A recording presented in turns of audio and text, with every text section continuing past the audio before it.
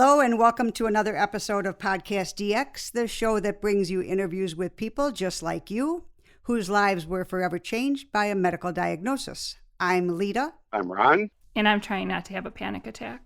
We'll talk about that at a later time. Yeah. We are the hosts of PodcastDX. On today's show, we are speaking amongst ourselves as the holiday season is upon us. Traveling with a disability or a medical condition can be challenging, not impossible. The stress with longer lines, chances for inclement weather, larger crowds at the holidays, that only increases the stress. Not to mention family. But, I'm sorry. What? Oh, yeah, okay. Yeah, I guess you could say the holidays are a stress multiplier. Sure. Yeah, I think we can break down travel with disabilities, since this is what our show is about, Right. into three different segments. Traveling with family that have cognitive or developmental disabilities, travel with mobility impairments, and travel with needed medical equipment, such as medications, oxygen, insulin, special diets that people may have, and things like that. Okay, that's good. That's a good plan of attack. And there's probably a lot more to it, but that'll cover for today's show. Maybe we'll go into more in the future. But that is a good plan of attack. Why don't I start us off with the first group that was traveling with a special needs family member. Family or friends that have emotional or psychological disabilities or any developmental delays may need extra support during the trip or extra time put in ahead of time to prep for the trip. For instance, people with PTSD, Alzheimer's, autism, among others. Sure. I found information regarding travel for individuals with autism on Autism Speaks, the lovely website. And we will be sure to put a link for that website on our website so that you guys can get more in-depth information there. But the basics were preparation is important. I think that's true with all travel. True. We'll do a recon of the new area, and do a lot of research for new areas that you'll be going to for a trip. Right. And if people out there don't know what a recon is, that's... Reconnaissance? Why can't you say or that a reconnoiter. Or reconnoiter. It's just something that... Out. Yeah, check it out ahead of time. Do like a practice run. Practice run. Right. Plan for what you can, and then it makes it easier to deal with the unexpected. True. That's a good point for people in general to do. Yes. So you know what you're doing. Yeah. But like you're saying, if you're traveling somebody with special needs, it becomes critically important. Sure. Because of everything involved. Right. Sure. Preparation is important. The more knowledge that you have on each step of your trip will make it so much easier once you actually take the trip.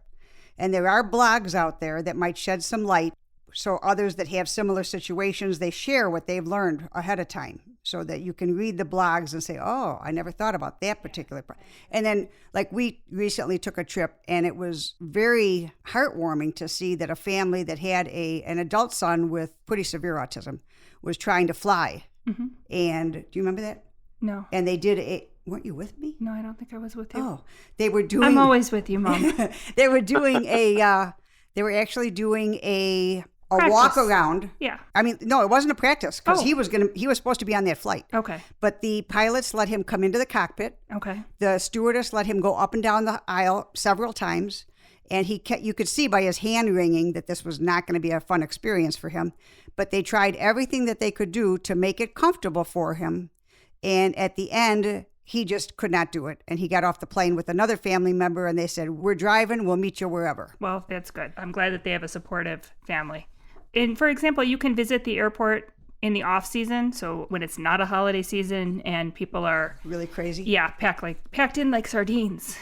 And just to get a sample for a feel for the environment, for the noise, for the lights, for all those little stressors. Here in Chicago, you can actually explore the inside of a real airplane and train and such at the Museum of Science and Industry.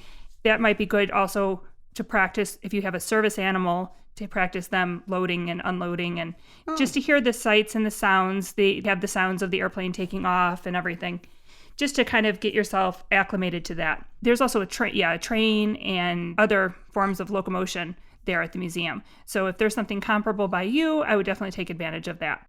Gene, did you just say locomotion? Are you talking about an old steam engine? I hate to break it to you, but they don't use those anymore. You never know. It could come back into fashion. But no, there is actually a commuter train, I think, there as well, When you first walk in, I think it's a Burlington Northern train car. So if you're in Chicago, we are big fans of the Museum of Science and Industry, and you can go see their airplane and train exhibit in addition to all their other sites. And that's a good place to get your person used to crowds. And it has indoor parking. So even when the weather outside is very frightful. Yes, I was about to say that. You can see something rather delightful and stay warm. Yes. That's my kind of place. That's actually a great resource.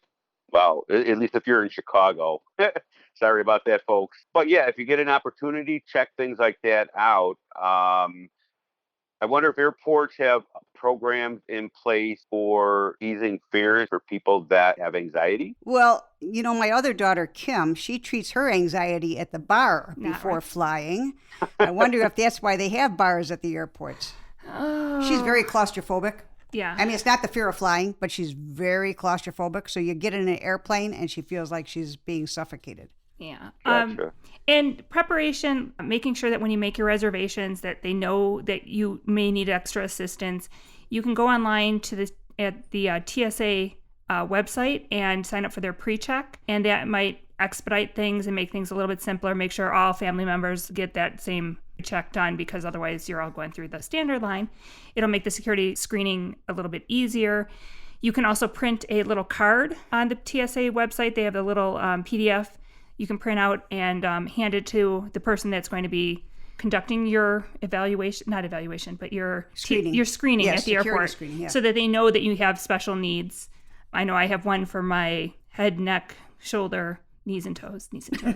But no, so we'll put a link for that as well on our website, so you can find it and print one off for yourself. Well, that's some pretty cool news. Thanks. It's got to help remove some of that stress right off the bat. But if a traveler has never flown before, a lot of times you'll get first-time travelers. I wonder if you can ease their pressure of claustrophobia. Absolutely. There are blogs. You could, again, with the blogs, it's a great place to learn about tips and tricks on traveling with various disabilities. But since we're here, let's go over some of the known sticking points. First, air travel. The first one is, I think, the crowd size, especially when you're in the lines for TSA. Lita might have a little issue with crowds. I don't like crowds at all, period.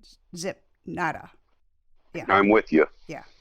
You could visit the lobby area, the outside, before you get to the gates of any airport at any time without a ticket, to see how your family member will handle the stress of the crush of bodies, because a lot of times there's crowds there. And it might behoove you to purchase a lounge pass, because that'll be a slightly quieter, didn't think of that. Good idea. area, so you can kind of get away from the crowds. Do you have to be on first class to do that? No, you can purchase a lounge ticket. Okay. So that you don't have to pay for a first class ticket. You just a lounge pass rather. Okay. And you can do that in advance online. And if you have military members in your group, you go to the USO office, and they've got a lounge themselves. Mm-hmm.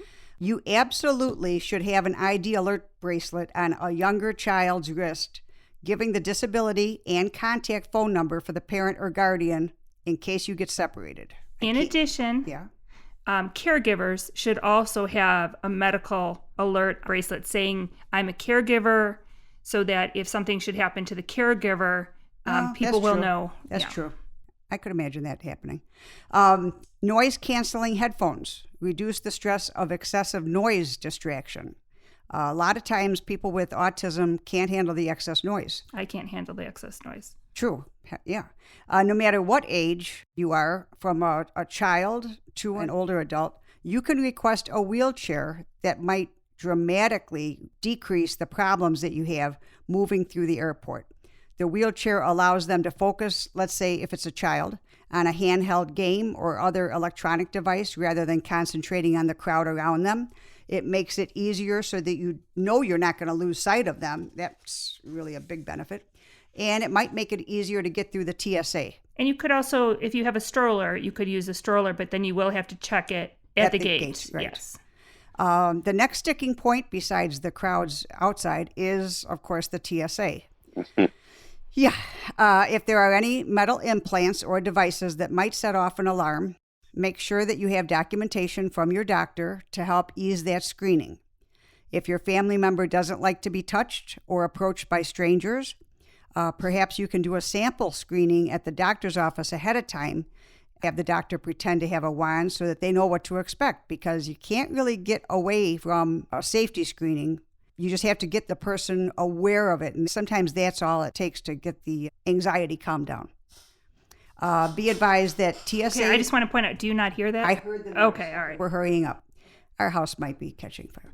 Yeah, Be no big advised, be advised, TSA personnel cannot request that you are separated from your dog, Service animal. service animal, nor are you required to remove your dog's harness, service animal's harness, leash, or collar. You never know those service turkeys. Right. If you experience any problems at the security checkpoint, you should ask for a supervisor, be contacted for assistance.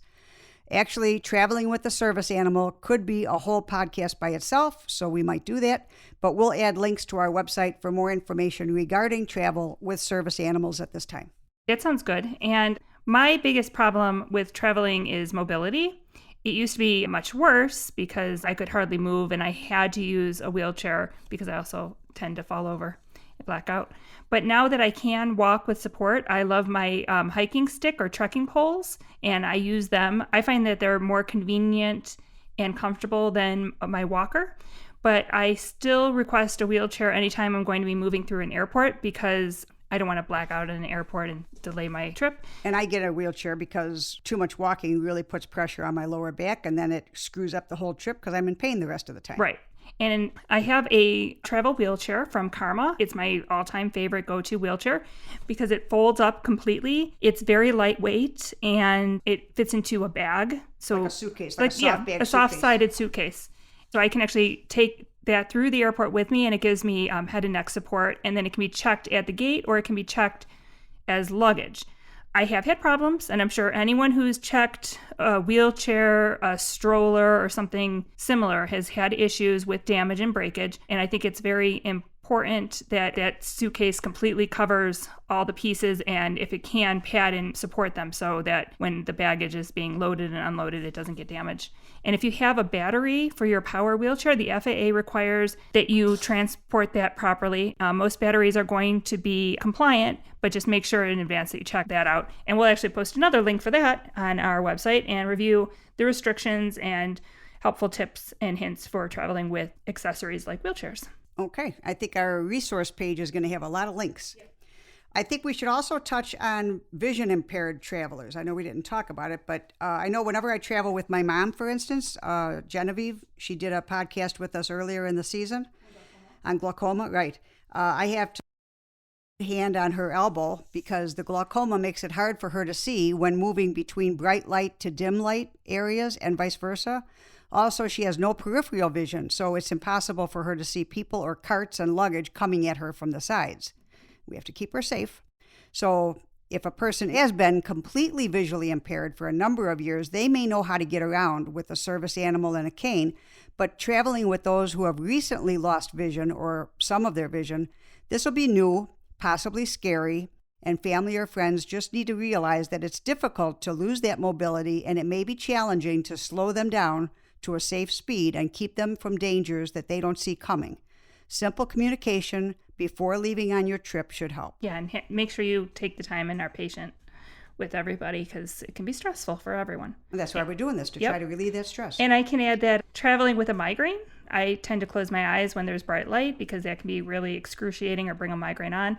And being in a wheelchair takes away all the worry of walking into something with my eyes closed because that's not recommended. And since I have migraines several times a week, it's another reason that I prefer to request a wheelchair. And then I also have my go-to migraine kit, eye mask, ice bag. Some people bring little portable oxygen containers.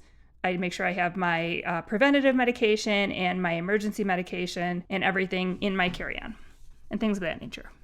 Well, I think that leads into Ron. Oh. It does. I mean, we've talked about just now about vision impairment. We've talked about cognitive and physical disabilities. Now let's jump into traveling with medical equipment. There are many types of equipment we can discuss, but let's take typical ones that people most travel with. Okay. Insulin, for example, for diabetes. Sure. Oxygen tanks, oxygen generators, CPAP machines, liquid medications, breast pumps, food pumps for feeding tubes, And yes, adult diapers. Adult diapers? Yeah. That'll, I just said yes. yeah. Okay. If you have a need for adult diapers, it is suggested to remove them before going through the TSA screening, then replacing them after exiting the area. I know it sounds like a pain, but you can take time. So it simply is the right time for a change and the sanitary cleanup before getting to the TSA area. Oh, so you're scheduling it kind of. Yeah, Okay. absolutely. There's horror stories there about pat downs, embarrassing pat downs gone wrong because of people wearing those bulky adult diapers. And they don't worry about kids' diapers? That sounds like age discrimination. Hey, I'm just a podcaster here. Okay. And hey, I I'll think be this quiet. the Just on bowel movements. lovely. Okay. Okay, well, Moving on. yeah, moving on. I know I actually recently purchased insulin coolers online for friends and relatives because I find that it's nice to have a very compact way to keep your insulin chilled, and it has to be kept at a cold temperature. So those are great as a go-to. And then also having all of your equipment in a secure package, it helps keep it at the right temperature for hours. Gotcha. Talking about like hard equipment, like oxygen tanks or generators, Mm-hmm. they need a medical equipment bag waiver, which you can get from your doctor's office before you travel. And also contact the airlines and let them know you are making reservations for Could bring it- bringing. right. Absolutely. You want them to know ahead of time. Not only will it make it quicker and easier to get through the screenings, they will probably waive any of the baggage fees since this is medically required equipment. And the ADA, that's the Americans with Disabilities Act, protects people with special needs. You know, I wonder if there is a limit. I mean, thinking back to my Transcom days, of how many oxygen tanks, how many oxygen generators you can bring on the plane at once. So maybe they have to cut off the number of people that are traveling. And, you know, there's more and more people traveling, more and more older people for sure. So like, what if they hit 5 people that are all bringing oxygen tanks and that's the maximum for that plane? The next person that makes a reservation, they might get bumped just because the plane can't handle it. Well, we'll have to find a flight attendant that Yes. wants to be interviewed and ask them all of these Okay. questions. Well, in a former life, I actually worked in freight forwarding. Okay. Oh, that's Yeah, really working funny. with the Right. airline. That's kind of what Yeah. that's what I was coming You guys from. have very similar backgrounds. And yeah, there is some concern on the quantity. Right. So the best bet, and we just mentioned it earlier, is contact the airline. Ahead of time. Absolutely. Right. We talked about the need for planning, pre-planning, doing all of this. The best thing is to contact them ahead of time and let them know what you're traveling with, and they will be able to help you to make your travel a little bit easier. Right. And you can still have a carry-on bag in addition to your medical equipment. And there are labels and IDs and stuff you can get for your medical equipment just to expedite things. And, you know, so make sure you bring what you need. And crutches and braces and casts, you might also want just a note from the doctor. You can. And you do, because, you know, there have been people smuggling stuff in casts. Oh, but So if I'm just saying. Okay, So but- get a waiver from your doctor. No, I know, but you'll still have to be Patted down. patted down and swabbed with a mass spectrometer swab and everything. And when you go through either any of the scanning or TSA X-ray, yeah. checkpoint, you can, and this is all in the U.S. And hi to our friends out there in Nigeria, Taos, Laos, London, Ireland, Australia. You'll have to let us know how things are there. But they will actually they have a cane at TSA, so you can ask for that to help support you as you walk through. Or if you need to, you can go through with your wheelchair and they'll make accommodations there. And you can carry on a cane on board as well. I don't know if just to make sure it's not a sword cane. Have we missed anything, or should we wrap it up before the Fire department comes? Yeah. Yeah, sure. Okay. My last suggestion, after traveling with Gina, the transplant patient that we did recently, bring wipes, because you're going to be in contact with a boatload. It's not really a boat, it's an airplane, but a boatload of germs when you're traveling. I guess if you're on a cruise, you boatload of... And at the hotel. Yeah. Don't touch that remote until Nope. you've... Or the phone. Or the phone. lights. Or Okay. the hairdryer of all places. But yeah, sorry. So always have a packet or two of disinfecting hand wipes to keep yourself free from disease as you travel. And if you are immunosuppressed, wear a mask. And just real quick, if you have a food allergy, it might behoove you to find out whether or not your airline serves that particular item. If you, for example, if you have a nut allergy, you don't want to be flying in a confined space where they're passing out nuts. Do they still do that? Yeah. That's kind of weird. It is. So nuts and pretzels. So you got gluten and nuts. But yeah, so we didn't cover everything, but hopefully it's a good start, and we wish everybody a wonderful holiday. And if our listeners have any questions or comments related to today's show, they can contact us at PodcastDX@yahoo.com, through our website, PodcastDX.com, on Facebook, Twitter, Pinterest, or Instagram. And make sure that you let us know if you have a topic that you'd like us to cover. And if you have a moment to spare, please give us a 5-star review wherever you get your podcasts, because we're everywhere. We're always there.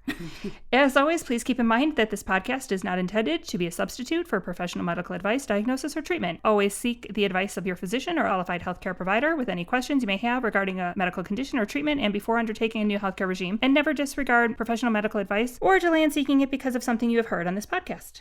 You know, one of these days I'm going to throw something else in that disclaimer form so that it trips her up. What do you think? I read it word for word. I'm trying to get faster. I read some advice on how to rap, and they said if you just consistently say the same thing over and over again and just try to get faster and faster and faster. That was Nobody Listens to Paula Poundstone. Okay. Well, until next week, have a good one. Bye.